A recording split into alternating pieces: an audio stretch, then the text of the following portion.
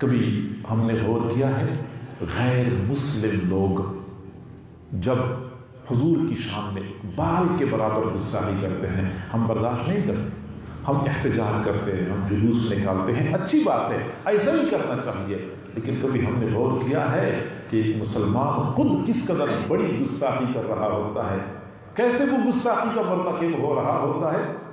ہمارے مسلمانوں کا حال یہ ہے کہ دن کا آغاز حضور صلی اللہ علیہ وسلم کی سنت پہ بلیڈ پھیرنے سے کرتے ہیں، اس وقت تک گھر سے نکلتے نہیں ہیں، نہ آفس جاتے ہیں نہ دکان پہ جاتے ہیں، جب تک کہ یہ جرم عظیم نہ کر لیں۔ یہ روزانہ کرتے ہیں، بیلار ناغا کرتے ہیں، نبی کی سنت پہ بلیڈ پھیر کے اس کو گندی نالی میں بہا دیتے ہیں۔ میرے بھائیوں، میری معزز ماں بہنوں بیٹیوں، بندہ ناخن کاٹتا ہے اس کو کوڑے میں پھینکنا درست نہیں ہے، بندہ سر کے بال کاٹتا ہے اس کو نالی میں بہانا درست نہیں ہے، گندی نالی میں۔ اور میرے محبوب کی سنت کے بال ہم گندی نالیوں میں بہا دیتے ہیں، اور ایسی جن نالیوں میں بچوں کا پاخانہ بہہ رہا ہوتا ہے انہی نالیوں میں نبی کی سنت کے بال بھی تیر رہے ہوتے ہیں، اور اس کے باوجود ہم عاشق رسول ہیں۔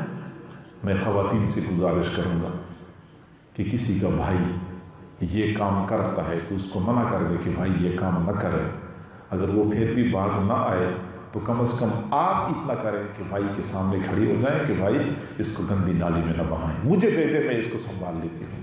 کسی کا والد یہ کام کرے تو بیٹی سامنے آ جائے کہ ابو اس کو گندی نالی میں نہ بہائیں، یہ میرے محبوب کی سنت ہے، یہ مجھے دے دے میں سنبھال لیتی ہوں۔ کسی کا بیٹا یہ کام کرے تو ماں سامنے آ جائے کہ نہیں بیٹا آپ نے گندی نالی میں اس کو نہیں بہانا، یہ میرے محبوب کی سنت ہے۔ خاوند اس طرح کام کرے تو بیوی کھڑی ہو جائے کہ ٹھیک ہے آپ نہیں مانتے، باز نہیں آتے، لیکن کم از کم گندی نالی میں میں نہیں بہانے دوں گی، مجھے دے دو میں اس کو سنبھال لیتی ہوں، میں سنبھال کے الماری میں سجا لیتی ہوں۔ بال کالے ہوتے ہیں پھر بھی اچھے لگتے ہیں، بال سفید ہو جائیں تو پھر تو یہ داڑھی چہرے پہ سجتی ہے، پھر ان سفید بالوں سے اللہ حیا کرتا ہے۔ پھر جس کے خاوند کے بال سفید ہو گئے ہیں وہ تو زیادہ شدت کے ساتھ ان کو منع کرے، یا والد کے بال سفید ہو گئے ہیں ان کو زیادہ شدت کے ساتھ منع کر دیں کہ یہ سفید بال گندی نالی میں نہ بہایا کریں، ان سفید بالوں کو دیکھ کے اللہ تعالیٰ کو حیا آتی۔ تو میں خواتین سے گزارش کروں گا کہ وہ اپنے گھر کا ماحول سنت کے مطابق بنانے میں اپنا کردار ادا کریں۔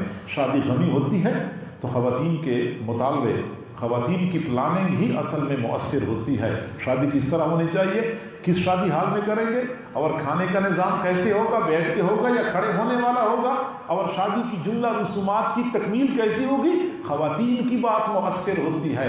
اگر خواتین کہہ دے کہ نہیں شادی صرف اس طریقے کے مطابق ہوگی جیسے حضور صلی اللہ علیہ وسلم نے اپنی شادیاں کی تھیں، خواتین اگر ڈٹ جائے تو کئی مرتبہ خاوند ہتھیار پھینک دیتے ہیں، مرد حضرات ہتھیار پھینک دیتے ہیں، خواتین کی بات مانی جاتی۔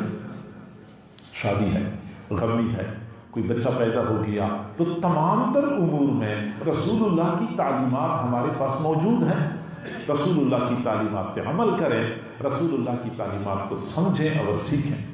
اسی طریقے سے ماؤں کو چاہیے کہ اپنے بیٹوں کے دل و دماغ میں شروع سے ہی رسول اللہ کی محبت کو کہ بیج ڈالیں، بچپن سے رسول اللہ کی قصے کہانیاں سنا سنا کے ان کو رسول اللہ کا عاشق بنائیں۔ چھوٹے چھوٹے بچوں کو جب کہانیاں سنائی جاتی ہیں تو ان پر زبردست اثر انداز ہوتی ہیں۔ یہ ٹارزن کی کہانیاں اور پتہ نہیں اور کون کون ہوتے جن کی کہانیاں ہم سناتے ہیں، اپنے بچوں کا دماغ خراب کرتے ہیں۔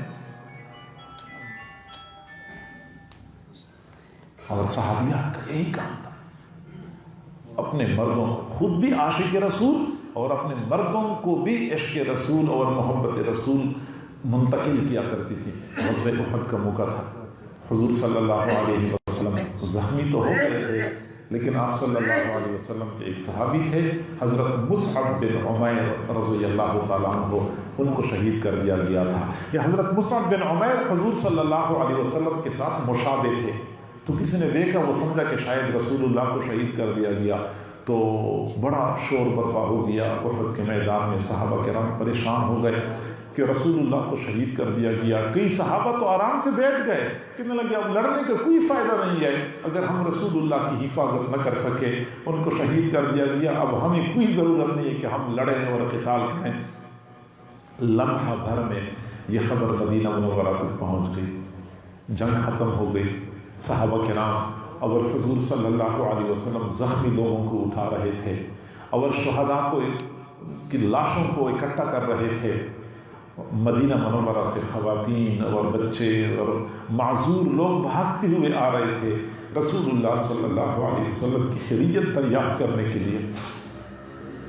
ایک خاتون آ رہی تھی، سامنے سے کوئی بندہ آیا، اس خاتون نے کہا کہ حضور صلی اللہ علیہ وسلم کا کیا حال ہے؟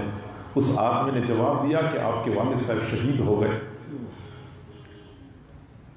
خاتون نے پھر سوال پوچھا کہ آپ صلی اللہ علیہ وسلم کا کیا حال ہے، وہ کس حال میں ہیں؟ اس کو جواب دیا گیا کہ آپ کے خاوند کو بھی شہید کر دیا گیا۔ خاتون نے پھر سوال پوچھا کہ میرے محبوب صلی اللہ علیہ وسلم کس حال میں ہیں؟ جواب دیا گیا کہ آپ کے بھائی کو بھی شہید کر دیا گیا۔ لیکن اس کو نہ اپنے بھائی کی پرواہ تھی، نہ خاوند کی پرواہ تھی، نہ باپ کی پرواہ تھی، بھاگتی ہوئی آ رہی تھی۔ اور جب حضور صلی اللہ علیہ وسلم کو دیکھا تو کہنے لگی کل مصیبت بعدک جلال، اللہ کے نبی آپ کو دیکھا، میری ساری مصیبتیں برداشت کرنا میرے لیے آسان ہو گئی۔ میرا والد شہید ہو گیا، میں برداشت کر لوں گی۔ میرا خاوند شہید ہو گیا، اس کا صدمہ بھی میں برداشت کر لوں گی۔